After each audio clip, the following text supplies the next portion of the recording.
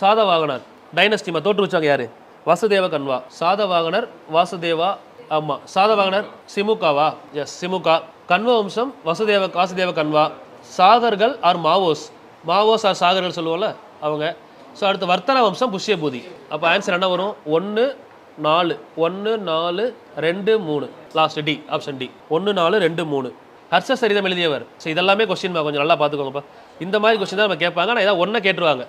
இதுலேருந்து இப்போ சாக வம்சத்தை தோற்றுவித்தவர் யார் அப்படின்னு ஒரு கொஸ்டினாக கேட்டுருவாங்க. மாவோஸ் நம்ம 4 நாளாக கொடுத்துருக்கலாம். ஒன்றா பிரித்து பார்த்தீங்கன்னா 500 கொஸ்டின் வந்துடும். இப்போ இதுவுமே பாருங்கள் 4 கொஸ்டின், இதுவும் 4 கொஸ்டின், இது 4 கல்வெட்டு, இது 4 புக் நூல். அதை நம்ம 4ஆக படிக்கிறத ஒரு கொஸ்டினாக பார்க்குறோம். இப்போ ஹர்ஷ சரிதம் எழுதியவர் யார்? பாணர் அல்லது பாணப்பட்டர். சரிங்களா? நிதிசாரம் காமந்தகர். நிதி சாரம் வேற, நீதி சாஸ்திரம் வேற. அது எழுதினவர் யாரு? நாரதர். நாரதர் தான் நீதி சாஸ்திரம், நீதி ஜஸ்டிஸ். இது வந்து ஃபினான்ஸ். நிதி சாரம் காமாந்தகர். சியூகி யுவான் சுவாங். மகாபாஷியா எழுதியவர் பதஞ்சலி. ஓகேவா? அப்போ ஆப்ஷன் என்ன வரும்? 4 3 4 3 1 2.